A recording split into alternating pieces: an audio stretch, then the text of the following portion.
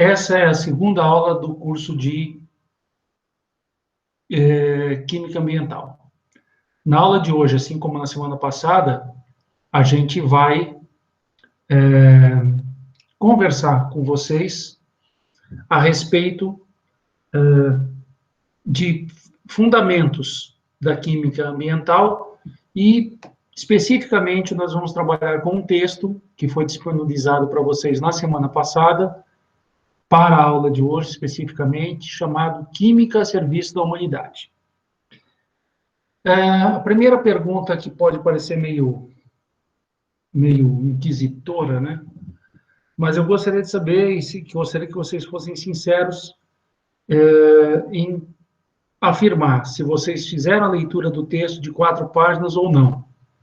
Porque aí eu posso fazer coisas diferentes na aula.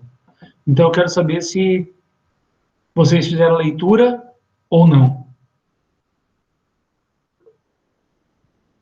Eu não estou aparece só um pedacinho aqui. A maioria das pessoas fez uma leitura do texto. Então, no Química a Serviço da Humanidade, uma coisa tem que chamar a atenção de vocês, tá? Eu vou colocar isso aqui. Os autores, a Luciana de Almeida Silva e o Jailson de Andrade, eles fizeram uma introdução ao assunto chamando a atenção de que a Química Nova na Escola, a revista Química Nova na Escola, havia publicado no ano de 2001 um volume que era basicamente sobre química ambiental.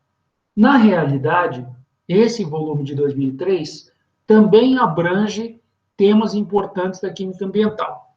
E uma coisa que chama a atenção nesse texto, logo no começo, é uma definição que ele deu para a química. Então, eu gostaria que vocês participassem da aula e se posicionassem a respeito desse primeiro parágrafo aqui, em que ele diz: a química, de forma ampla, pode ser definida como o ramo da ciência dedicado à observação, transformação e construção, pois o trabalho de química geralmente inclui, aliás, o trabalho do químico, inclui a observação ou determinação da estrutura ou composição de espécies químicas presentes nos seres vivos, no ambiente e nos materiais, bem como a transformação e construção de novas moléculas. Esse começo mostra que, para a química cumprir o seu papel de estar a serviço da humanidade, é importante que o químico saiba fazer essas 3 coisas: observar e, consequentemente, entender a natureza, entender a gênese das moléculas e a transformação delas. Só que tem uma coisa que chama muita atenção, e isso daí o texto não traz. Ele não fala em nenhum momento sobre o fato da produção necessitar de um componente ambiental. Então, se você olhar o quadro 1, que aparece aqui, que está sendo mostrado para vocês, vamos dar uma olhadinha aqui. Ele coloca que a química movimenta essa roda. A partir da química, pode-se alimentar o mundo. E eu gostaria que vocês participassem me dizendo como. Aí, no caso, pode escrever no chat, que aparece aqui na telinha para mim, como isso acontece, como que a química ajuda a alimentar o mundo, tá? E vocês podem pensar nisso, direto ou indiretamente, né? Pode ser direto ou indiretamente. E aí, o que vocês podem me dizer sobre isso? Como que a química ajuda a alimentar o mundo?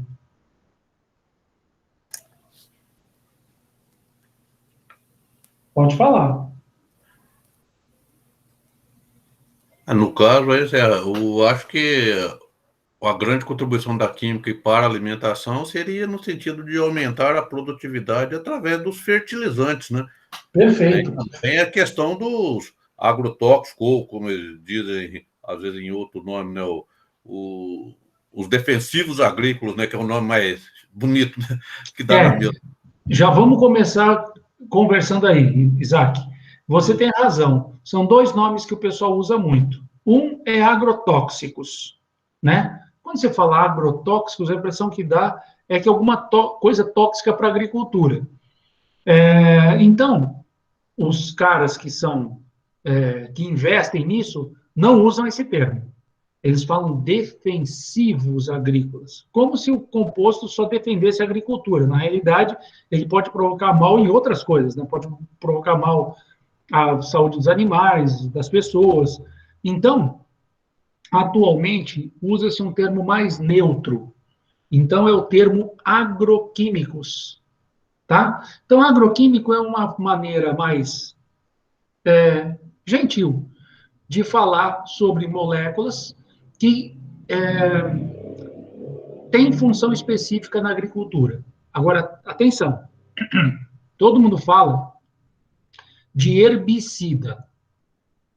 Esse sufixo "cida" é basicamente relacionado com a morte. Então, suicida é o cara que se mata, ou seja, comete, né, um assassinato se matando. Então, é o suicida. Herbicida é a substância que mata as ervas daninhas. Mas nós temos também na agricultura outras substâncias que também entram com o mesmo sufixo. Então a gente tem inseticida para matar inseto, tem larvicida para matar larva, tem fungicida para matar fungo e por aí vai. Na realidade, essa ideia que o Isaac levantou, de você ter um composto que vai ajudar a aumentar a produção, todos esses que eu falei, de uma certa forma, ajudam a aumentar a produção. Mas aí tem aquela história da Revolução Verde, que foi quando a química começou a perceber que poderia gerar substâncias que aumentariam a fertilidade do solo. Tá? Então, eu acho que a melhor maneira de entender essa setinha vermelha que está aí, de alimentar o mundo, é o fato de você imaginar que a partir da química a gente pode produzir moléculas que irão aumentar a fertilidade do solo. E, é claro, vão combater os predadores, vão combater uma série de animais que podem dificultar a produção. Aí vem a segunda flechinha, garantir a qualidade de água. Bom, aí eu acho que não precisa nem falar, né? A gente tem as estações de tratamento de água. Professor, mas tem um problema. Qual que é? O tratamento de água que a gente tem aqui no Brasil, ele é capaz de matar coliformes fecais, é capaz de matar alguns micro-organismos, mas existem substâncias químicas que estão presentes na água, tá? Que o tratamento convencional não tira. Verdade. Lá nos Estados Unidos é bem diferente. Mentira. Lá também existem estações de tratamento de água, no qual você tem substâncias químicas que o tratamento não consegue tirar, a não ser que se faça um segundo tratamento, a não ser que você use métodos que a gente chama de processos oxidativos avançados, POAs, que são métodos químicos que reagem com substâncias que estão contaminando a água, fazendo com que essas substâncias sejam eliminadas. Elas reagem e deixam o meio, consequentemente, deixam de contaminar. O Gustavo falou de microplásticos. Os microplásticos, eles não estão só relacionados com a água, tá? Eles estão principalmente na água, mas existe microplástico em tudo quanto é compartimento ambiental. Você tem na atmosfera, você tem na biosfera. Você vai falar, na biosfera? Tem bicho que come isso? Na realidade, existem animais que estão comendo microplástico achando que é alimento. Então, muitas vezes o animal morre, você vai fazer uma análise do conteúdo gástrico e percebe que dentro do conteúdo gástrico daquele animal pequenininho tem microplástico, tá? É importante dizer, mais uma vez, que o microplástico não se limita só ao ambiente aquático, tá? A gente tem na hidrosfera, tem na litosfera, tem na atmosfera e tem na biosfera. Outra coisa também que a química ajuda é garantir a qualidade do solo. Aí, no caso, corrigindo acidez, se o solo for ácido, você coloca substâncias básicas, né? Ou alcalinas. Se for o contrário, se for um solo alcalino, você coloca substâncias ácidas para neutralizar o pH, e por aí vai. Garantir a qualidade do ar. Os filtros químicos capazes de filtrar substâncias e removê-las do ar, substâncias essas que fariam algum tipo de mal às pessoas, à saúde das pessoas. Então, só aí a gente já está olhando para essas 4 primeiras cores aqui, do vermelho, verde, azul e esse outro azul aqui meio acinzentado. Só que aqui embaixo, no amarelo, está escrito garantir conforto e segurança.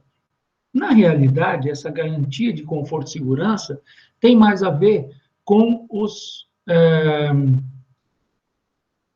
tem mais a ver com as substâncias que nós chamamos hoje de produtos de cuidados, como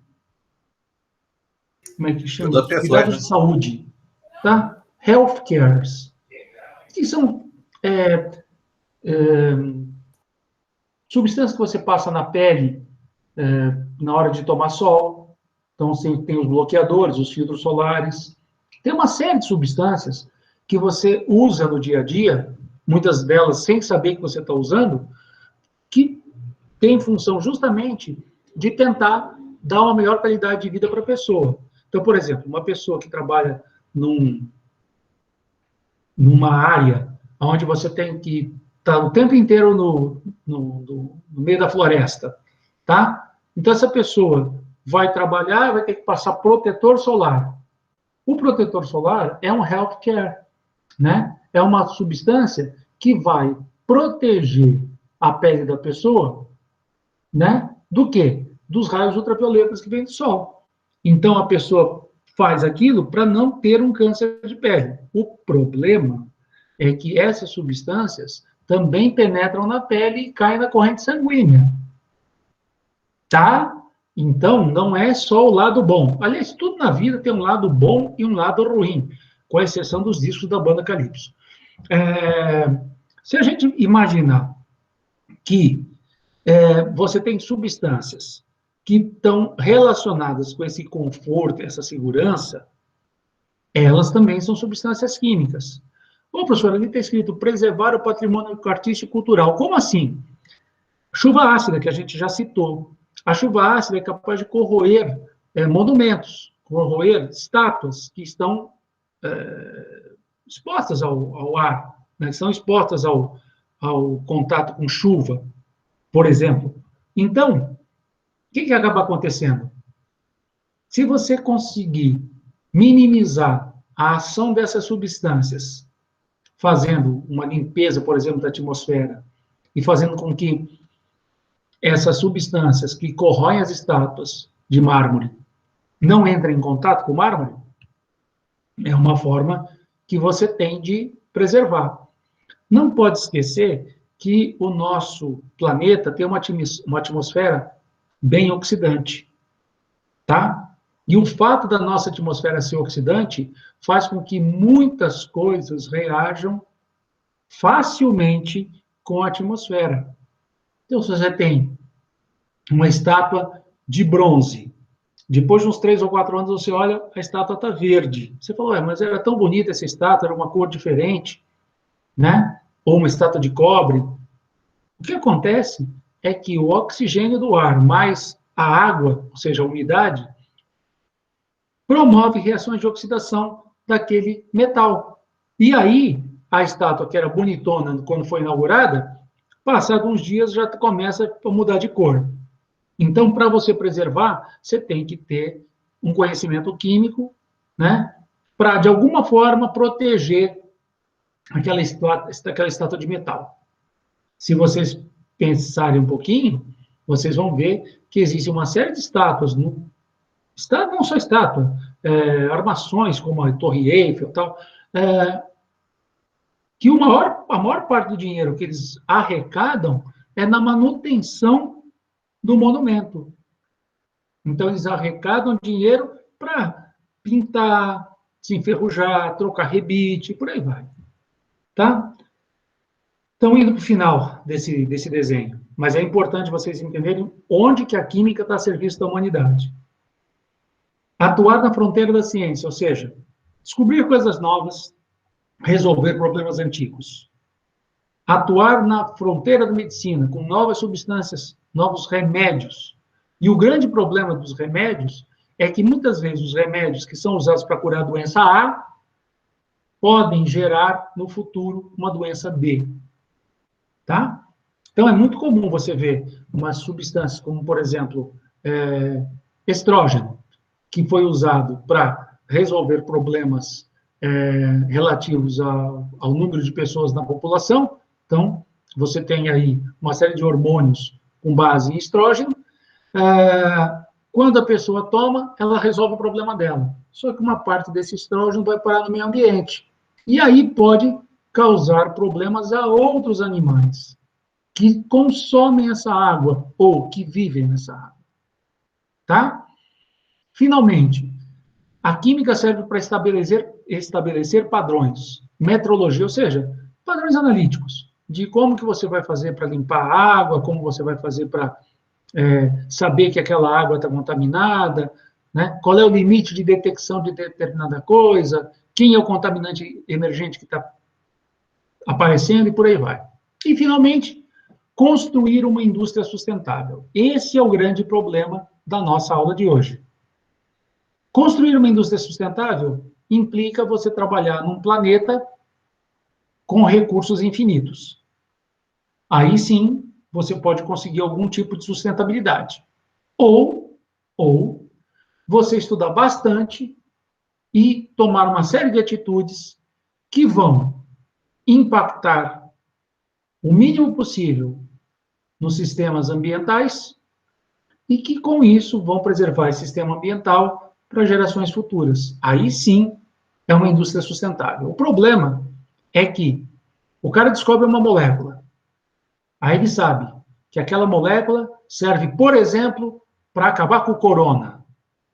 Nossa, o cara sabe que vai acabar com o corona. Aí ele pega e fala, bom, vamos começar a fazer testes.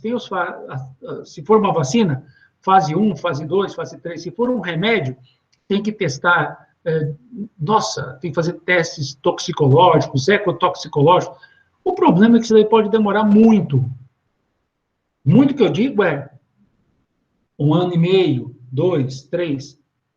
E o cara deve pensar, poxa, eu vou ficar com 1 ano e meio com isso daí parado, sem ganhar dinheiro? Vamos acelerar esses testes e vamos já começar a vender. Passados 4 anos, alguém descobre que aquela substância que estava lá não dá problema nenhum na natureza. Em compensação, o produto de degradação dela causa morte de, por exemplo, peixes. Então, você vai eliminar a fauna num curso d'água contaminado por esta coisa. Você resolveu o problema da população de pessoas que poderiam se contaminar com o coronavírus. Porque aquele, entre aspas, remédio, que pode até ser uma vacina, ia dar um jeito de controlar o coronavírus. O problema é que o produto de degradação pode ir para o meio, para qualquer compartimento ambiental, e causar nesse compartimento ambiental a morte de outros seres. Então, se você não tiver uma condição de estudar, de fazer teste, seja toxicológico ou ecotoxicológico, antes de colocar isso no mercado, você não está sendo nem um pouco verde. A química verde tem um dos princípios que diz, a gente vai ver isso mais para frente, um dos princípios diz, antes de fazer uma reação, tá, e depois ver o que deu ambientalmente, você tem que fazer um teste para ver se aquilo que você produz tem algum impacto ambiental. Alguém vai falar, mas tudo tem impacto ambiental. Tudo tem impacto ambiental.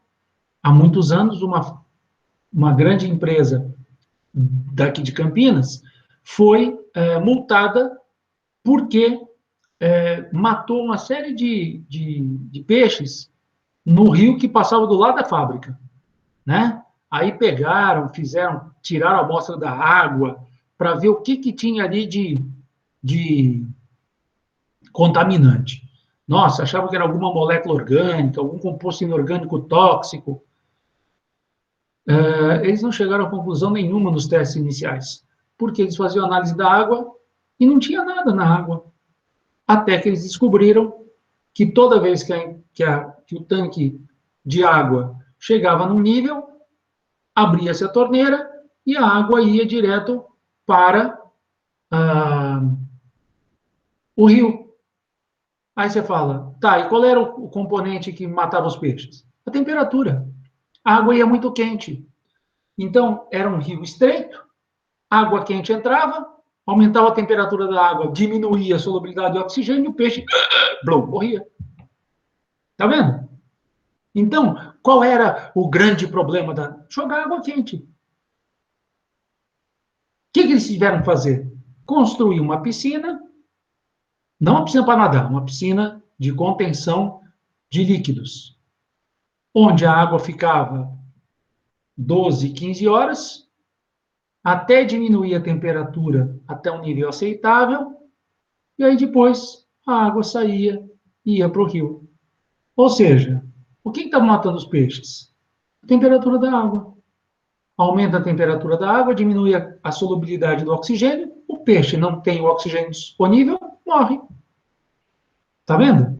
Então, tudo que você tem que fazer na química ambiental é imaginar que para toda oportunidade existe um risco. Para todo risco, uma oportunidade. Isso daí foi um professor de marketing que eu tive, numa das disciplinas que eu fiz, que ele falava justamente isso. Todo mundo quer ter uma oportunidade. Eu quero ter uma oportunidade de me dar bem. Tá. E qual é o risco de você se dar bem? Mas não tem risco. Tem. Tem sim. Tá? E eu estou falando isso do ponto de vista químico. O cara fez uma descoberta fantástica de uma molécula orgânica capaz de bronzear imediatamente a pessoa. Então, ao invés de a pessoa ficar tomando banho de sol, toma uma pílula, fica morenão. Tá? E se essa pílula tiver alguma contraindicação? E eu vou até dizer para vocês, provavelmente tem. Porque para que a pessoa fique morena, tem que ativar os melanócitos. Fazer com que todas as células ativem seus melanócitos na mesma intensidade não é mágica. Você tem alguma coisa quimicamente que está modificando a célula.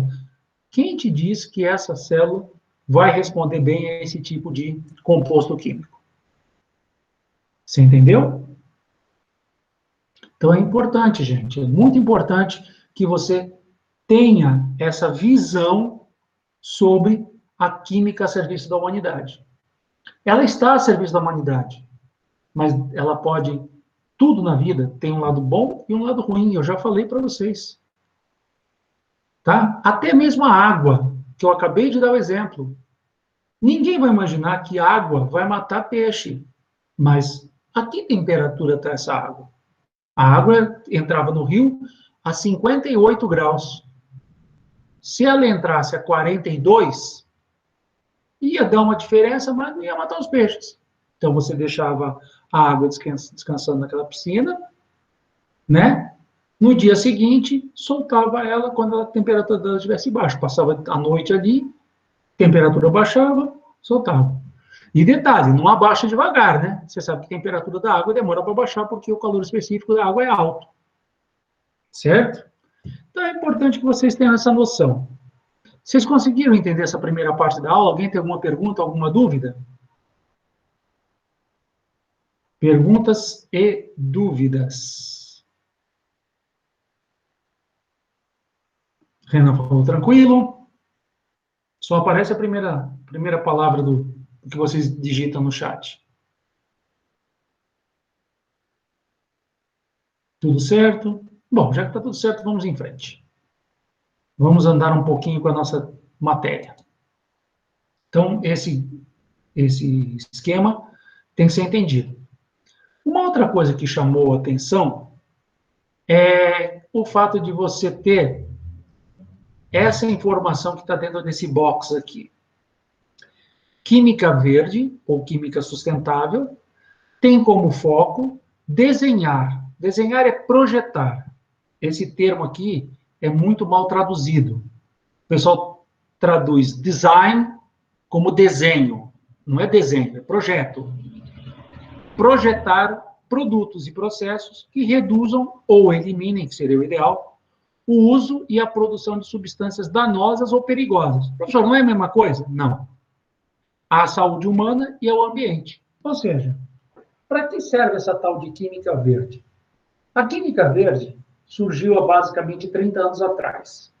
A ideia é fazer com que você consiga produzir algo com o menor impacto possível, por exemplo, sobre o ambiente. E aí, existem duas palavras que eu quero chamar a atenção. Existem substâncias danosas, ou seja, que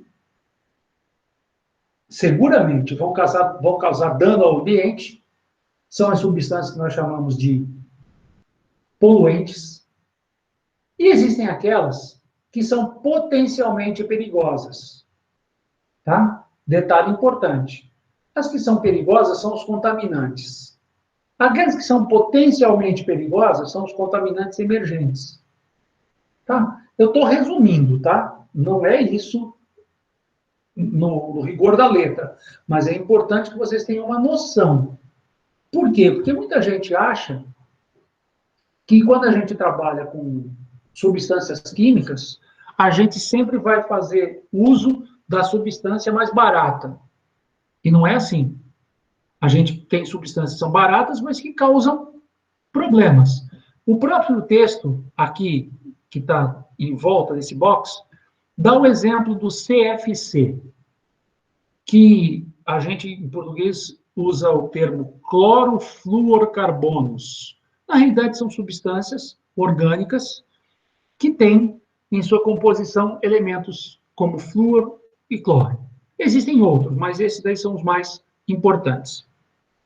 Quando essas substâncias foram criadas, a primeira coisa que chamou a atenção, primeiro, essas substâncias tinham baixo coeficiente de atrito. Uma delas, um polímero, é o chamado, que é o polímero formado a partir do tetrafluoreteno, é o Teflon. Tá? Então, para você chegar no Teflon, você tem que primeiro produzir o tetrafluoreteno, ou tetrafluoretileno. Tá? Essas substâncias, quando elas estão sendo produzidas, você não tem muito rolo, não. Só que elas facilmente volatilizam e vão para o meio aéreo. E, em 1985, um grupo de 3 cientistas estava fazendo um estudo com ozônio. E eles perceberam que toda vez que eles injetavam um pouquinho de CFC num frasco com ozônio, o ozônio desaparecia. Você vai falar, nossa, mas como assim, mágica? Né? Não era mágica. O CFC liberava átomos de cloro, que a gente chamava de radicais livres. Esses radicais quebravam a molécula de ozônio, produzindo oxigênio. Aí você fala, que bom, né? Produzir oxigênio. O problema é que eles faziam isso na atmosfera superior com o ozônio que nos protegia dos raios ultravioleta do Sol. Foi aí que eles começaram a falar, peraí, se a gente continuar usando o CFC para fazer, por exemplo, gás que a gente injeta em ar-condicionado, o gás que fica dentro do ar-condicionado, ele não fica o tempo inteiro lá. vai chegar um momento que aquele ar-condicionado vai vazar e esse gás vai para a atmosfera. Por ser leve, vai subir. Quando chegar lá em cima, né, na estratosfera, vai começar a interagir com moléculas de ozônio. E a concentração de ozônio na camada superior vai diminuir. Presta atenção. Quando você tem uma diminuição da concentração de ozônio na camada superior, isso recebeu o nome de buraco na camada de ozônio. Tá? Esse é o buraco na camada de ozônio. Então, gente, é muito importante que vocês comecem a entender que, depois que eles descobriram isso, a primeira atitude que os governos tomaram foi, peraí, vamos tentar reduzir a produção dessa substância para ver se a gente consegue salvar o ozônio. E, rapidamente, uma série de países começou a proibir aparelhos de ar-condicionado com CFC. Outras moléculas poderiam ser usadas. E aí eles começaram a substituir uma substância por outra. Tá? Até aí, perguntas e dúvidas?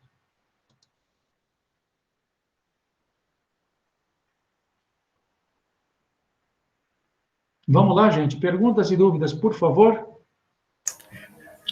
Serra, e ainda tem aí nessa linha de raciocínio, né, a encrenca do ozônio, né? Porque na alta atmosfera ele protege dos raios cósmicos, né? Só que na baixa atmosfera, ou seja, no nosso ambiente, se respirar o ozônio aí é uma encrenca danada, né? Além da dor de cabeça, é um oxidativo que vai causar radicais livres, né? Então, veja o que o Isaac está falando. É importante ter ozônio na atmosfera? Sim. Mas não aqui embaixo. Lá em cima. A aproximadamente 10, 12, 15 quilômetros de altura. Aqui embaixo, a gente precisa de oxigênio, não de ozônio. Máquinas de alta potência, tá? Máquinas que trabalham com alta voltagem, melhor dizendo, são máquinas que geram muito ozônio. Por quê? Os eflúvios elétricos, que são as descargas elétricas, ao encontrar moléculas de oxigênio, transformam o oxigênio em ozônio. Se isso fosse lá em cima, beleza. Aqui embaixo, não dá. A gente não precisa de ozônio para viver. E o ozônio é tão oxidante ou mais do que o oxigênio. Ou seja, tem mais problema tendo ozônio aqui embaixo do que lá em cima. Mas precisa preservar o que está lá em cima. Tá?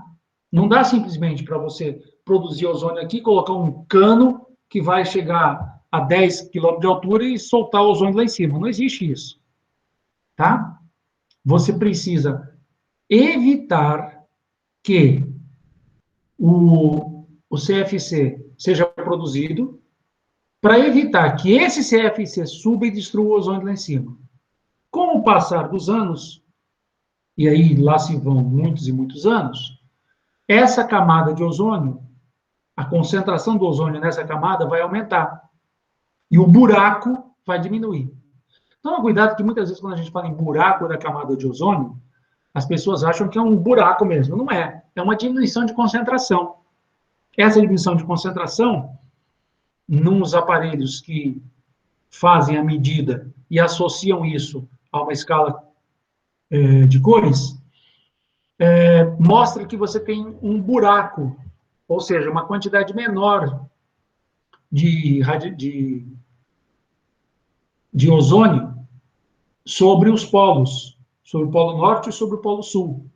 E, consequentemente, havendo uma concentração menor de ozônio, uma quantidade maior de raios ultravioletas podem entrar nessas regiões.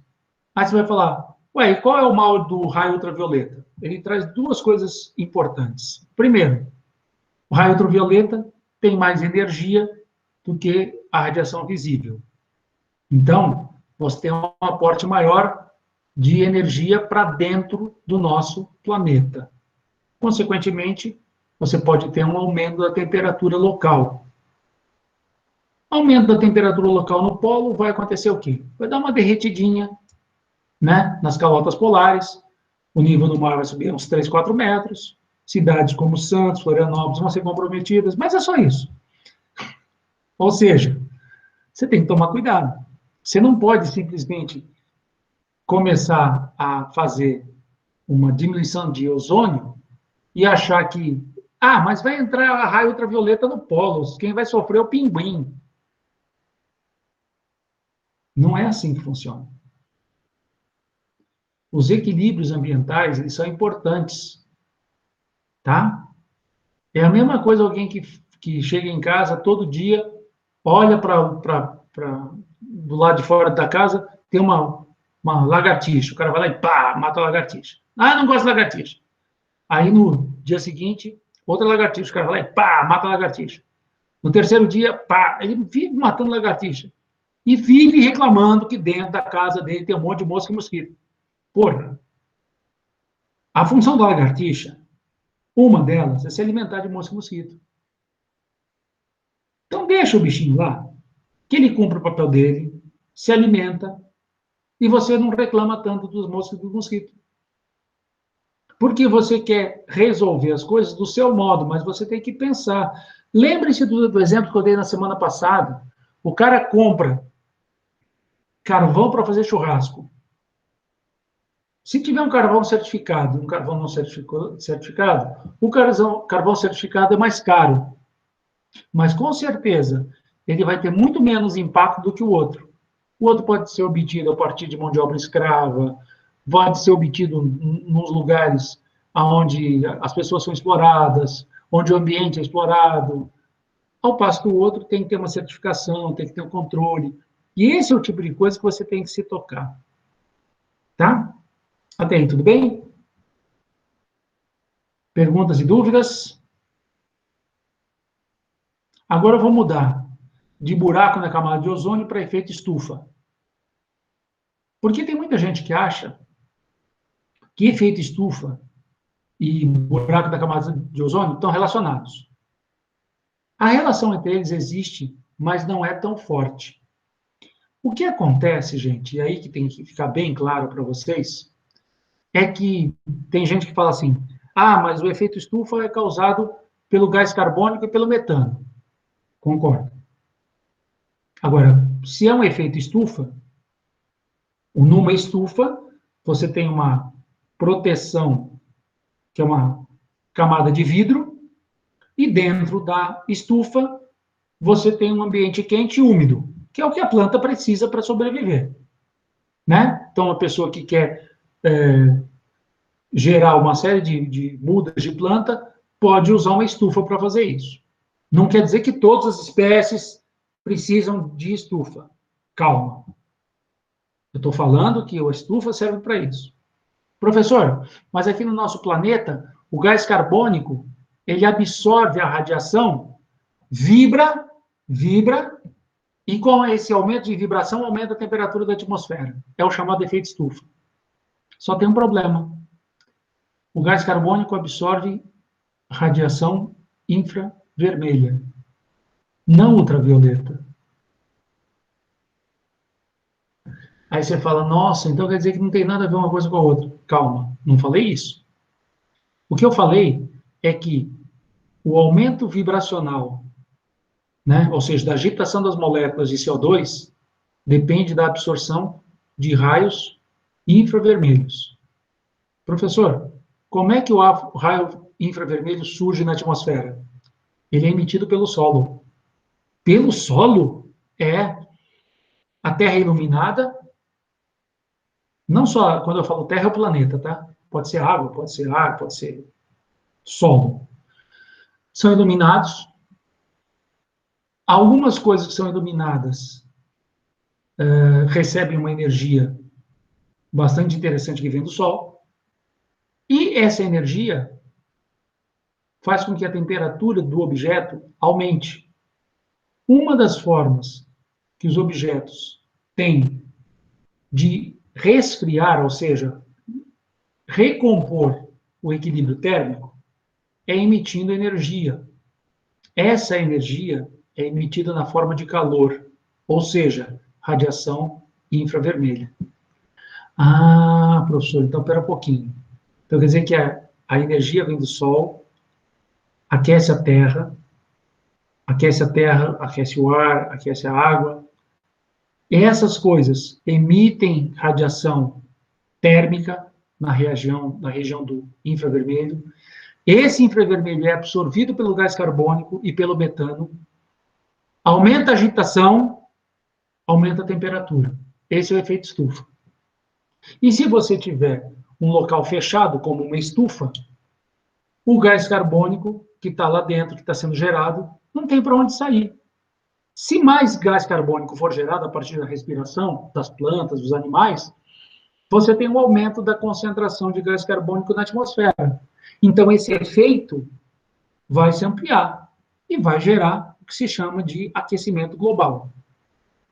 O que acontece quando você tem uma diminuição da concentração de ozônio na atmosfera superior? O raio ultravioleta entra e ajuda a aquecer a água, a terra e o ar. Viu? Aí é que está a correlação entre os dois. Mas ela não é tão forte assim. O grande lance é que esse fenômeno é natural.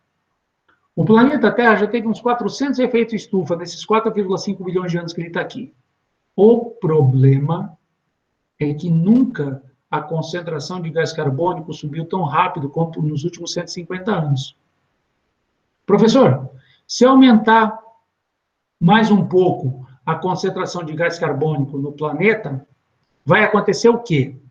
Bom, uma das coisas que vai acontecer é que o gás carbônico vai fazer com que a temperatura da atmosfera suba. Isso daí pode provocar mudanças nos equilíbrios de corais, solubilidade de gás carbônico em água, tudo isso. Só que eu tenho que chamar a atenção de vocês para uma coisa importante. O gás carbônico está sendo produzido pela queima de combustíveis fósseis.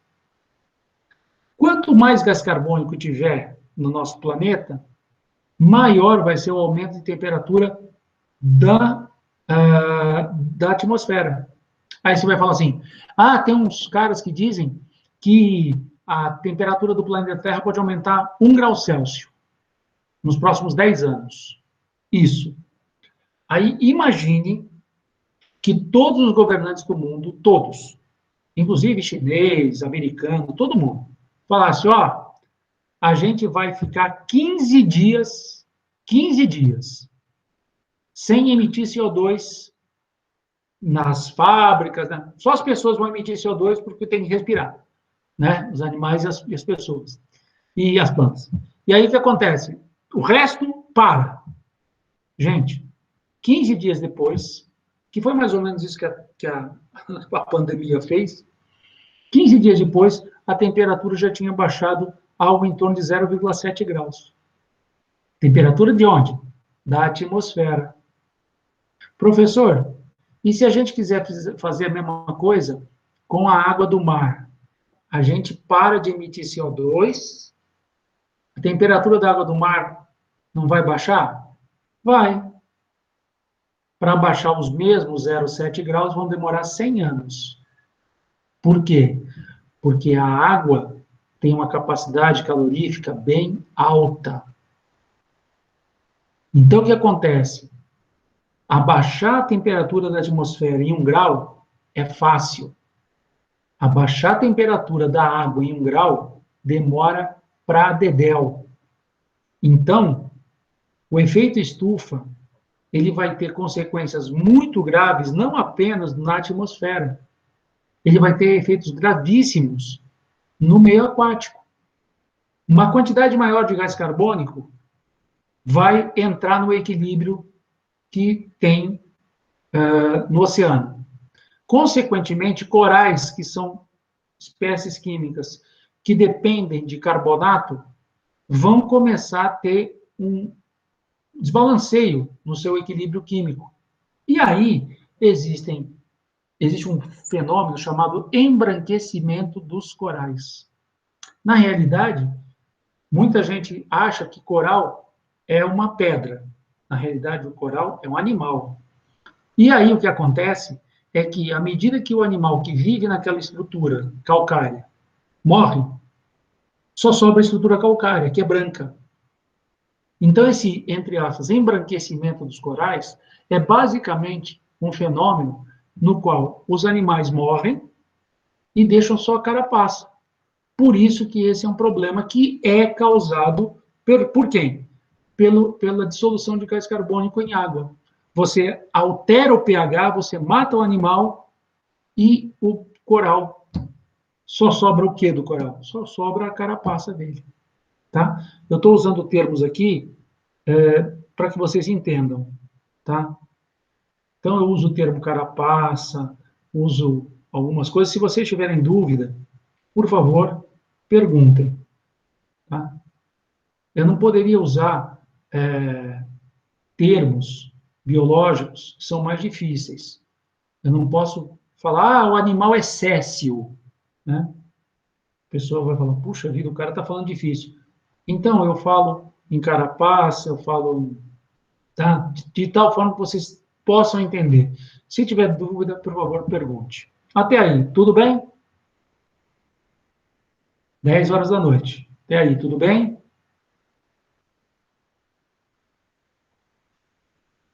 Agora eu quero saber de vocês, nesse texto, ele fala de uma coisa chamada sequestro de carbono.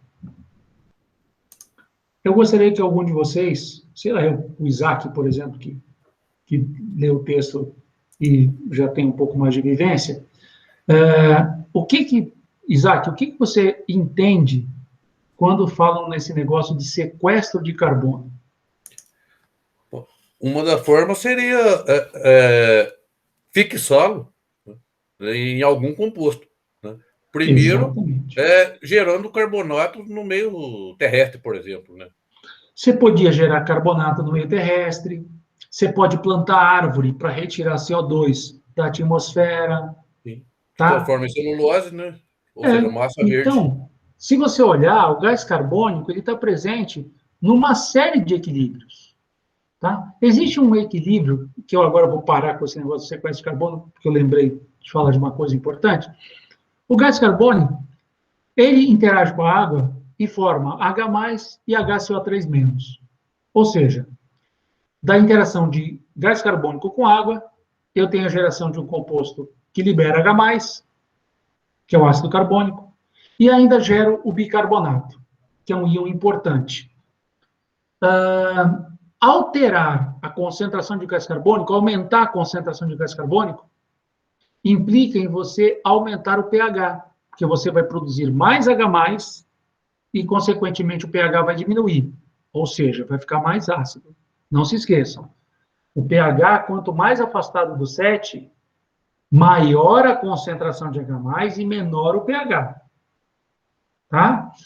Então, quando você tem gás carbônico, como disse o Isaac, o gás carbônico, uma das formas que você tem de, entre aspas, retirar o gás carbônico para ele não produzir o efeito estufa, é um movimento que nós chamamos de sequestro de carbono.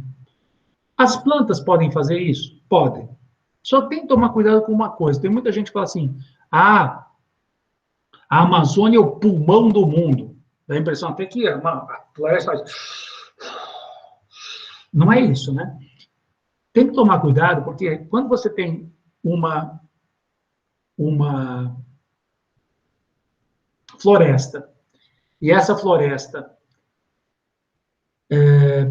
recebe o gás carbônico a partir das suas folhas, e recebe água a partir das suas raízes, essas são chamadas seivas brutas, né? E aí, no caso importante, que o próprio Luiz Gustavo está colocando e tem que ser bem lembrado, gente, alga é um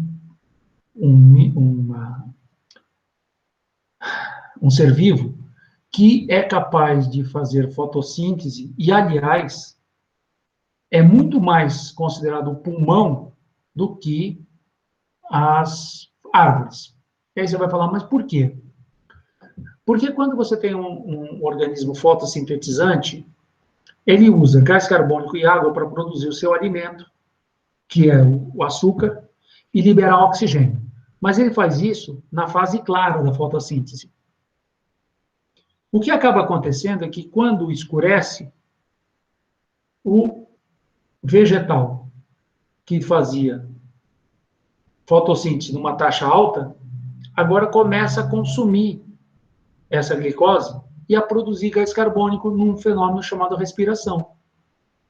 Se a quantidade de material feito for igual à quantidade de material expelido, a gente tem um equilíbrio termodinâmico.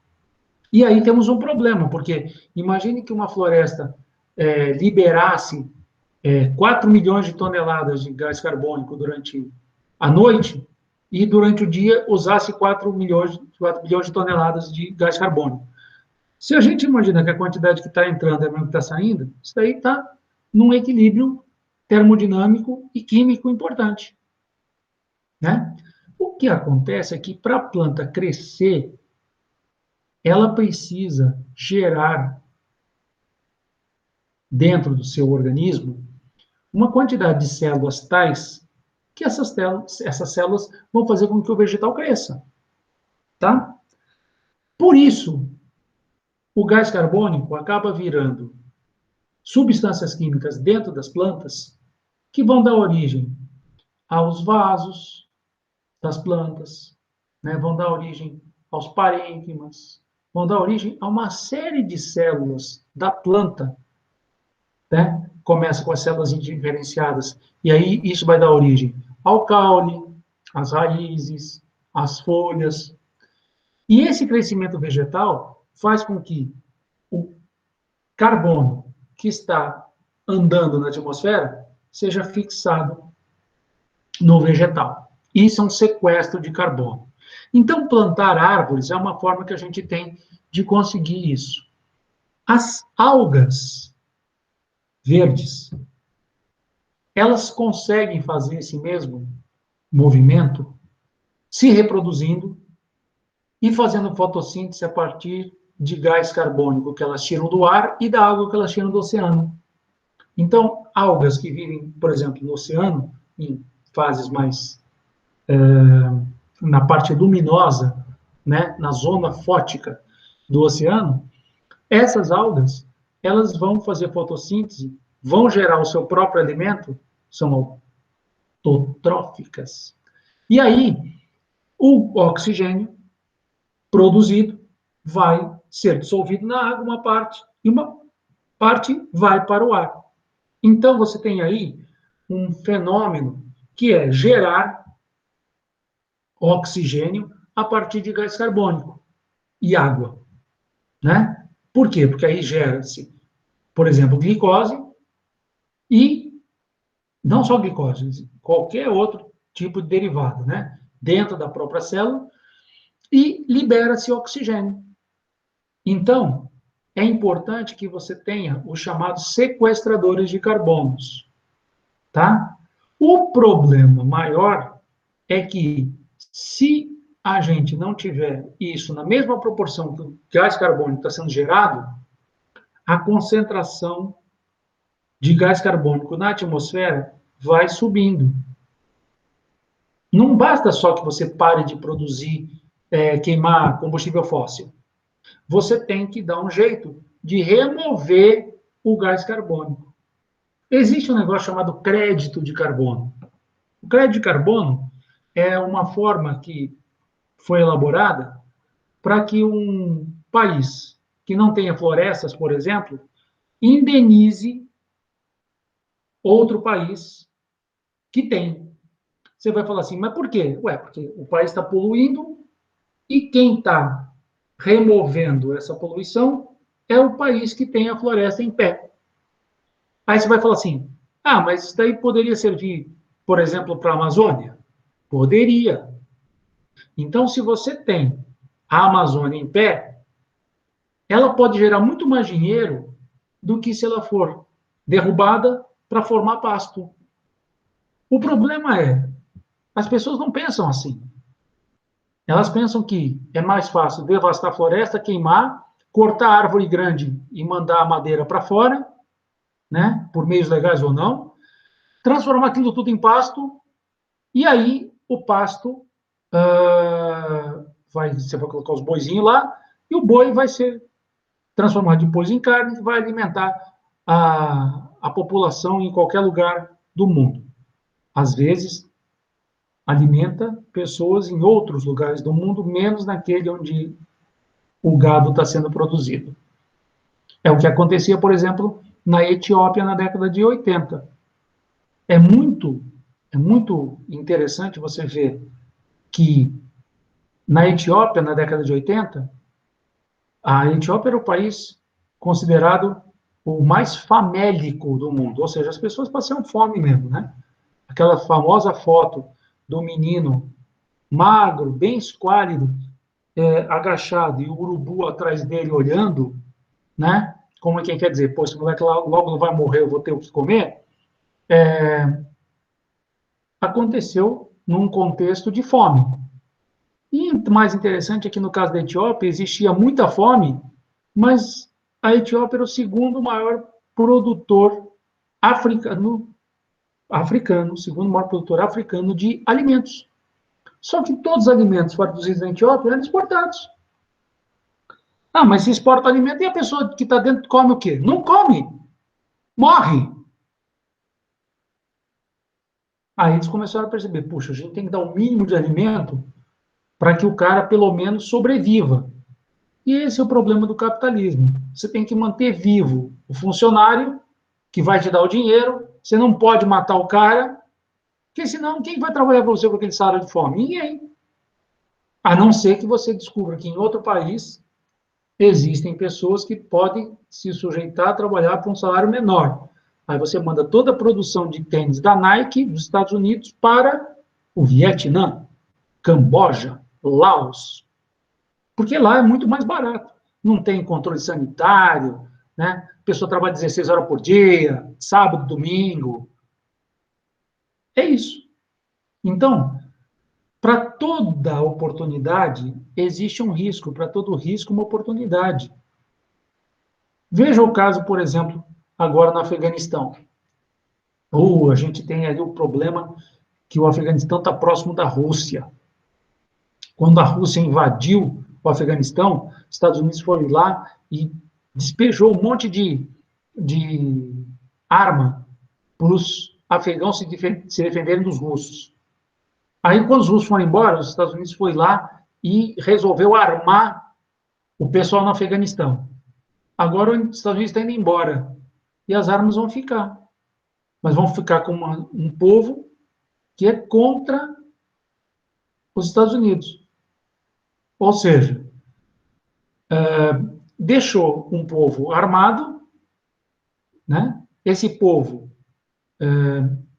tem as suas regras, os seus costumes, eles vão voltar 20 anos no passado e fazer as mesmas coisas que eles fizeram, né? Pouquíssima é a chance deles terem mudado de opinião em 20 anos, vão reproduzir as normas da Sharia, e aí, com isso, mulher não tem vez, tem que andar de burca, só pode sair de casa acompanhado por um homem. Detalhe, não precisa ser um homem velho, pode ser um homem de qualquer idade. Então, o que acontece? Tem um caso de uma jornalista que ela pegava um vizinho dela de 5 anos de idade, um menino, que acompanhava ela até um determinado local para ela poder, entre aspas, trabalhar. E por quê? Aliás, não era uma jornalista, não, era uma juíza. Ela ia para o tribunal acompanhada pelo menino. Por quê? Porque toda mulher tem que ser acompanhada por um homem. Não importa que idade tenha. Tem que ser um homem do lado dela. Então ela pegava o menino que era vizinho, levava o menino, sentava o menino lá, fica aí, vai, tá bom, toma o sorvete. Aí ela trabalhava, depois ela voltava com o menino, vamos voltar. Para não, né, perturbar a regra de toda mulher tem que ser acompanhada de um homem. Esse tipo de coisa pode parecer só social, mas os impactos ambientais disso são muito grandes. Tá? É com arma que você devasta uma cidade, é com arma que você devasta um país. E não precisa ser uma bomba atômica. Pode ser uma divisão de exército, pode ser um pelotão. Esse pelotão pode fuzilar, esse pelotão pode fazer uma série de coisas. Alguém vai falar assim, eu vi umas fotos do Afeganistão, lá só tem areia. Gente, não pense nisso, não. Lá existe uma grande plantação de papoulas, que produz ópio, que dá dinheiro para muita gente. Esse dinheiro do tráfico de ópio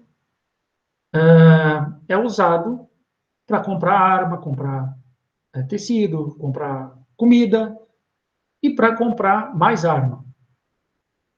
Então, ambientalmente, você pode ter um solo empobrecido e escolher um pedaço daquele solo para colocar nutrientes e fazer crescer papoula.